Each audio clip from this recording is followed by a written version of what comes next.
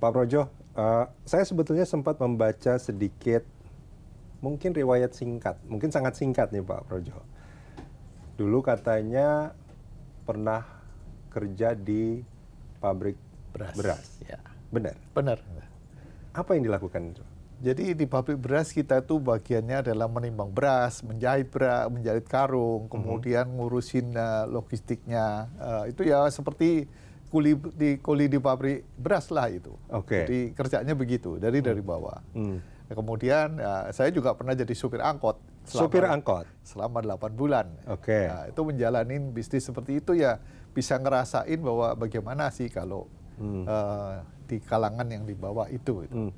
Jadi supir angkot 8 bulan, kerja di pabrik beras? 10 bulan. 10 bulan, 18 bulan kurang lebih. Ya. Nah setelah itu, ini apa ya yang mungkin apa, mengubah gitu ya, pemikiran atau jalan hidup atau apa yang terus dilakukan sama Pak? Jadi selama 18 bulan itu kita pada waktu itu lulus SMA.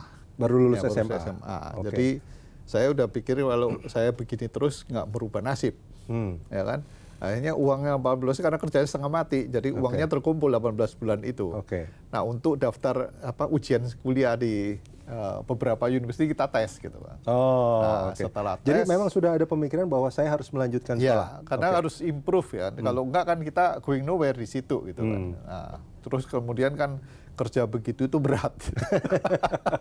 Jadi ngerasain bahwa kalau mau merubah hidup ya harus belajar lagi gitu. Nah, uang yang ada itu kita manfaatkan untuk ikut ujian di UI di mana akhirnya keterima kan. Nah, setelah keterima saya juga menghadap orang tua saya gitu. Orang tua saya bukannya nggak punya duit, ada gitu. Cuman dia nggak mau ngasih duit gitu. Oh, ini dalam tanda kutip, maaf nih, pelit mungkin? Iya, bukan pelit. Tapi dia maunya supaya kita itu berusaha sendiri. Gitu.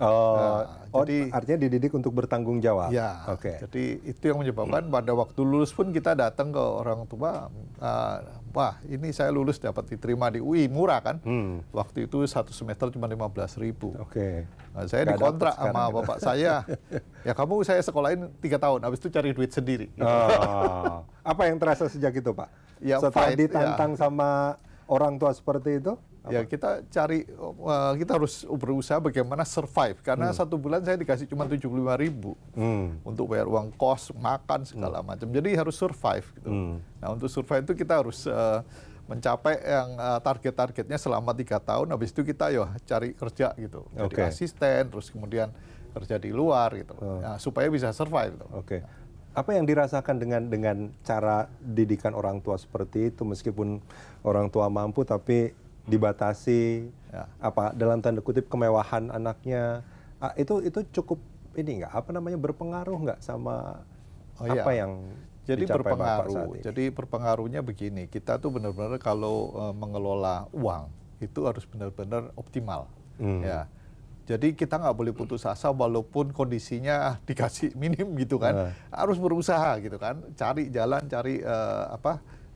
cari usaha yang bisa menghasilkan tambahannya gitu. Nah itu yang saya terapkan juga di company juga begitu. Kalau ini sudah selesai, what next gitu. Ya kan, kalau nggak kan bisnis kita akan growing-nya juga nggak ada lagi gitu kan. Kalau bisnisnya cuma ini aja kan nggak bisa juga gitu. Nah cara-cara seperti itu diterapkan juga nggak di keluarga? Sama, jadi kalau pada waktu anak saya sekolah ya saya kontrak sama dia sekarang. Oh gitu juga? Dilakukan hal yang sama? Saya lakukan juga, masa saya sendiri yang terima gitu kan. Saya kontrak sama anak saya, bapak kasih pinjam uang gitu kan, untuk mau sekolah ke luar negeri segala macam ya. Akhirnya anak saya 2 tahun 3 bulan rata-rata udah lulus. Supaya return on investment-nya cepat. Ini Bapak sekarang memimpin perusahaan dengan jumlah karyawan yang tidak sedikit gitu. Tapi waktu sama keluarga masih ada. Jadi tetaplah yang namanya waktu sama keluarga kita bagi disiplin lah. Kalau Sabtu Minggu saya nggak main golf, nggak apa ya, benar-benar full for the family gitu.